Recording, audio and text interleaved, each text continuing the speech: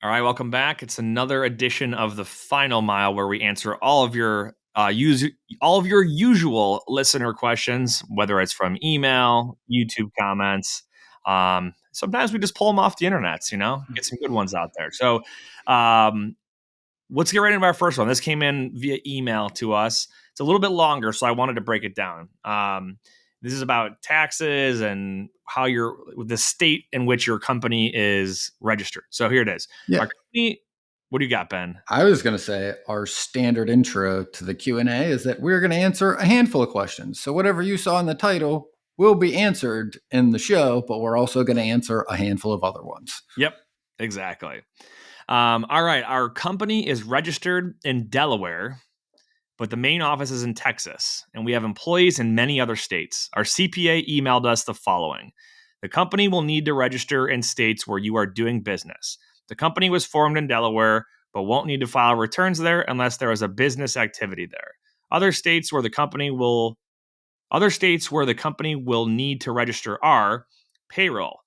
Will there be employees that reside in a state? If you have an employee in Texas, the company will need to register there. Property. If you own property or rent property in a state, you may need to register in that state. Sales. We will need to determine where customers are located. Is this accurate? This would mean we would need to register as a foreign company in most U.S. states. Is there a? Oh no, that's it. Okay, so let's break this down a little bit. The first thing I want to differentiate here is a few types of registration for freight brokerages. Okay. There is a list of process agents that you need to fill out. That's your BOC3 form. Start That's with part a of big what. one. Start with the company, right? Just the one everyone thinks of, Sure. right? Like you got an LLC and you need to incorporate it, right, in a state. Like that company needs to exist somewhere, right? Yeah. Like that's your first one. You I will have think most people you'll think have of. one legal address. That's it. Yep. It's not like you're going to have an address in every. You're not going to have one parent address in every state. That's just not true. And that's why I think the beginning of this question, right, says our company is registered in Delaware. Most companies or corporations are registered in Delaware because they have the most lenient.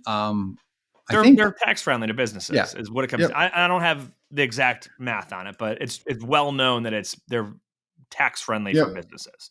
So yeah, where you register your company is simply like if you go to the FMCSA website, that's the address that the brokerage will show. Okay. So like the brokerage that I work for shows Tennessee. Okay. But I am in New York State. All right. And nowhere in the FMCSA is Pierce Worldwide Logistics registered in Orchard Park, New York. I can tell you that much. Yeah. Here's the answer, by the way. So 65% of all Fortune 500 companies and more than half of U.S. publicly traded companies are incorporated in the state of Delaware. One of the main reasons why companies incorporate in Delaware is the legal and liability protection of established corporate laws. Delaware's well-established and business-friendly legal framework is designed to provide a clear and flexible environment for businesses to operate. Yep. There you go. So that's where your company is registered with the FMCSA. That's the first part. The next thing that was mentioned is wherever you're doing business, where are your customers located. So there is a form that you fill out called a BOC3, and that's your list of your process agents. Okay. And correct, as a freight brokerage, you need to have a process agent designated in every state that you plan to do any kind of business in.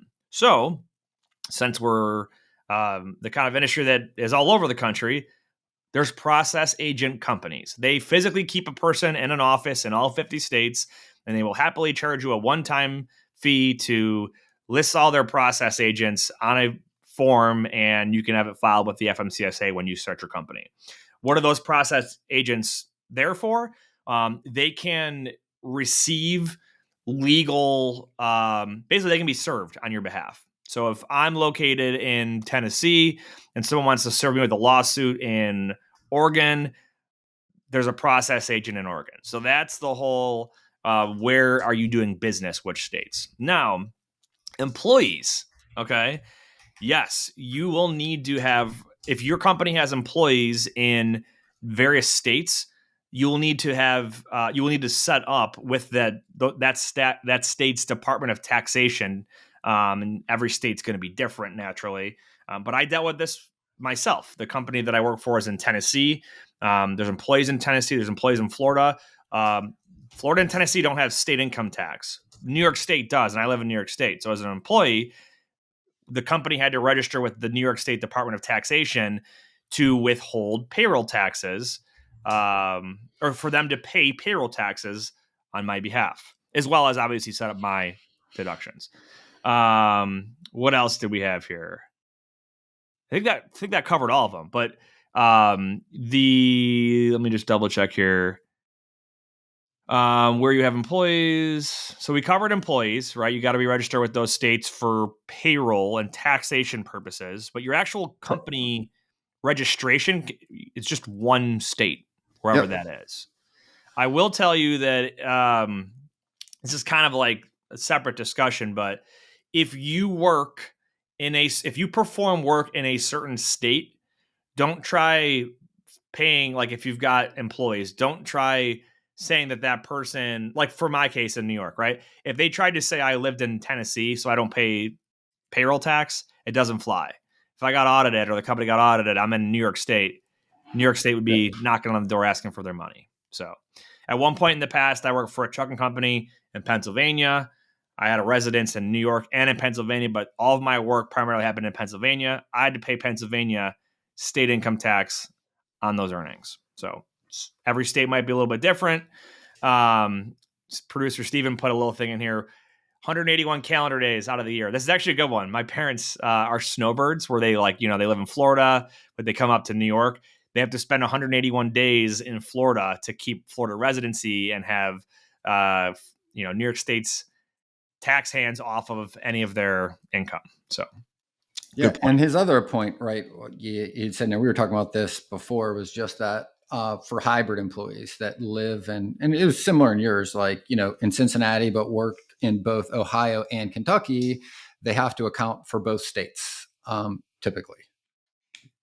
Yeah, that probably became a disaster when COVID hit, right? And people started to work from home. And if they think about New York City, right? If you've got Jersey, a lot of the people come in from Jersey to work in New York City. And if you went remote, you went back to Jersey. So yeah, that makes sense to have to account for it. So a little bit long-winded there, but when in doubt, Ben, you and I are not tax professionals. Check with your CPA on the tax side of things. And if you are a small company that doesn't have a seasoned HR professional who understands state law for payroll, I would suggest you hire some sort of consultant or a third-party HR firm that can help you navigate the different states' laws when it comes to how you need to set up for employee purposes in each state. Because there are certain things that Pierce has to pay for New York State that they're like, we've never heard, and not even related to taxes. Like certain like insurance policies that New York State has for unemployment and whatnot. But yeah. And it's a really good point. And I'm going to take a little bit of a segue into that too, right? And that always comes down, especially for smaller businesses or new business owners. You basically have a choice with a lot of things exactly like this and some other similar ones I want to just briefly talk about. One is like, okay, just accounting. Like I went to school for accounting, like got a major in it and practiced accounting. Just because I learned it and could do it at one time does not mean I am anywhere close to as good at it as somebody that does this for a living and is up to date on what is changing and what is new and what are best practices, right? So even if you can, that doesn't necessarily mean you should. Like I defer everything to my accountant because he sees things that there's no way I would be able to find without spending dozens or hundreds of hours. And that means I'm not doing something else. So it makes way more sense specialize, right? He's specialized in accounting. I can understand what he's saying to me, but he's definitely better at it than I ever will, right? And a few of the other things that I've learned, we were talking a little bit about this off air, just like setting up a new company. Like a lot of companies don't have really good support for other things, whether it's a phone system, whether it's a CRM or just a tool. One of the things I found most helpful is going through like a system like Upwork and finding somebody that is actually just a paid per hour consultant that works within that specific issue or niche, right? And I found that, like, one, it saves me a ton of time for a little cost, right? Like, I set up, just as an example, HubSpot last year with a company. It took me like 2 weeks almost to learn everything, to be able to do it, to work through the issues that didn't work. And then when I did it the second time, I worked with a consultant. I think we paid him like $75 an hour. He set the whole thing up. It cost us like $300, and I spent no more than 2 hours. Well, my time prospecting and bringing business in is far more valuable than me learning a tool that I got to set up one time. So it Yep. makes a lot more sense to find somebody that does this all day long, pay them a smaller cost, because the time is the thing, I think, the thing that most people overlook the cost of. Like, oh, I'll just throw more of it at it. But what you're probably not taking into account is the opportunity cost, what you would have been doing otherwise. And for people in our industry, it should be prospecting, right? Bringing in customers. You can set up the best tech package for anything and the best accounting suite and the best, whatever. But at the end of the day, if you got no customers, you have nothing, right? So it's something that I think it reminded me of on the accounting side, but something that you should just think about no matter what you're putting together is, how much time are you willing to invest?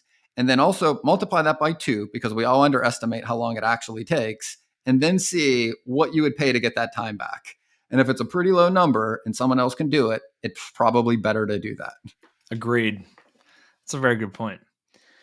All right. Our next question. Is there a website or somewhere a broker can go to bid on freight from a shipper? I want to first say, if this is asking, where's my freight load board that I go to as a new broker, those don't exist.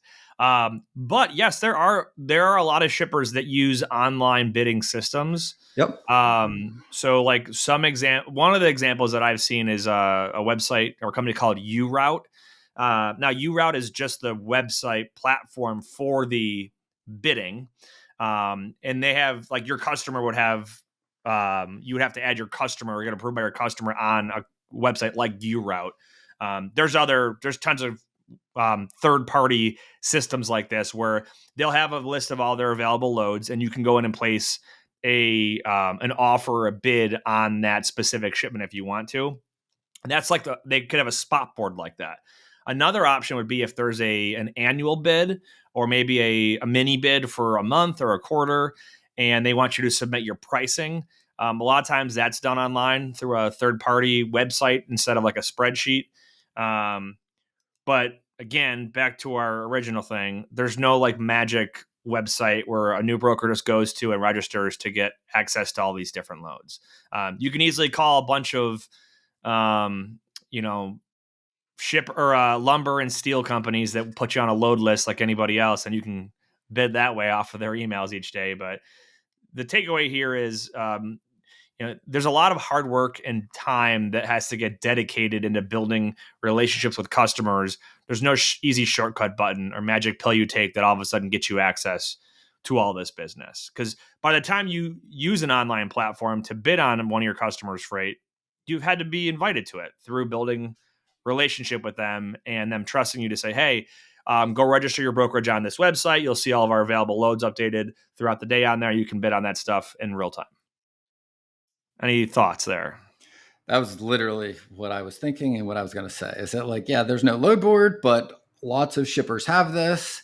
And it makes it easy for them, right? It takes a lot of the human discussion out of, right. Here's everything right here. Yeah. The point that I would make, right, is, like, in order to get access to them, you typically need to be onboarded with them, which means you need to prospect them like any other shipper, making phone calls, building trust and relationships. Once they approve you, then you get access to that, internal load board, if you will. The other ones that I know that I'm aware of, right? The military has one that's similar to this. And my mind's blanking on the name of it, but it goes through the SDDC, and basically all the loads show, and then you put in bids for it, and then they get awarded through that system. Yeah, sam.gov is that the website you're talking about? Yeah. No, that's one. And yeah, you need a number, like, there's a whole process you got to go through, but once you have gone through that process, you have access to their internal kind of loads that you can bid for and change these bids. And there's lots of them, and you change them all the time.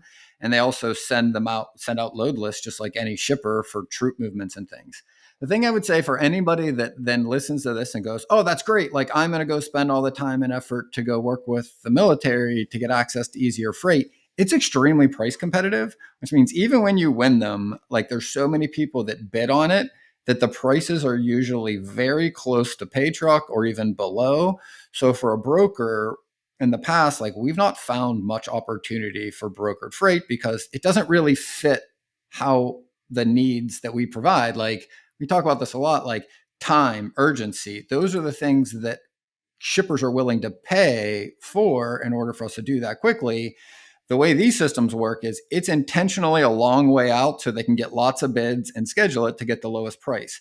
And again, we talked about this in the last episode. They got 3 criteria: quality, right? Like service, price. And my mind just blanked.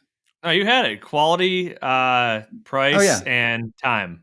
And time, right? Service, they care most about price. Like, they don't care as much about service. So, like, there's not a lot of opportunity other than to just move some freight.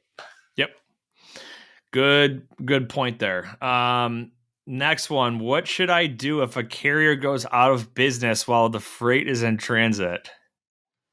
That's a good one. Well, here's the reality. Like, this happens. This did happen quite a bit. And think about when who's the big LTL carrier that shut down? Yellow? Not Yellow. Central. Was it Yellow? Yeah. Yeah. But you'll see it like in smaller companies too. There's no like doctrinal answer here, but I can give you a few pieces of advice and considerations to look at. Number one is going to be communication across the board with everybody, right? Your customer, obviously, because this is their freight. But the driver, like, how did you find out they went out of business? Is it an owner operator that's just shut down and they're parking their truck and leaving? Because at some point you get into a situation where like the actual freight on board could be considered held hostage by somebody if they're not going to do something with it. But is it a company driver who is told via email that they don't have a job anymore because they shut down and to go park at the nearest whatever? Yep. And they just decide to ditch their trailer somewhere. Like, find out the best that you can, and then you got to figure out how to pick up the pieces, because ultimately you'll have to get the equipment, or you have to get the freight moved to where it needs to go to. And if you can get people to cooperate with you, it's going to be a lot easier than if you have someone that's not responding to you and you just have a locked trailer sitting at a truck stop, but now you have to take certain legal actions to get possession of the freight out of it. So there's no like perfect answer, but you gotta communicate often and early, and because your customer might have some kind of direction for you to go into. Right? For sure. And you just tell them like it's not your fault, but you're going to do the best you can to help them get through this. And here's the thing, right? As a broker, I know you likely wouldn't know that, and you'd be caught out of the blue and it would be unexpected. The shipper may not see it that way and may look at it like, well, you hired this company and that's your responsibility to resolve it. And at the end of the day, it is still your responsibility to fix it, even if you didn't cause it, is the really important piece, right? And some of the things, like you said, like, I totally agree with, like, you've just got to kind of think on your feet and find a way to work the situation out, right? The two that come to mind the quickest are talking to the driver and seeing what options you have to either transload it or to maybe have another carrier come and pick it up somewhere that is accommodating to the driver if they really want to ditch it. And they go like, hey, look, I want to turn my keys in. I want to park this thing and get out of it as soon as I can, because I don't even know if we have insurance or whatever they're saying. Or maybe they're just irritated because they just found this out this way and they like are just angry. And who wouldn't be, right?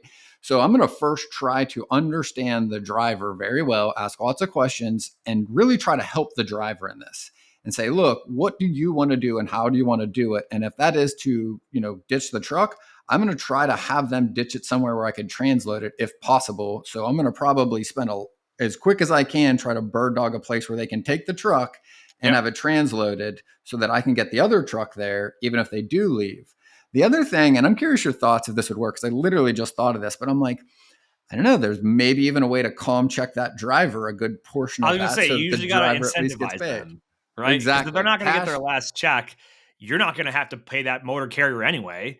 Right. So like, hey, let's say I was making round numbers. If it's $1,000 load, they get cut halfway through. Hey man, I'll work with you here. I'll pay you directly Yep. $500.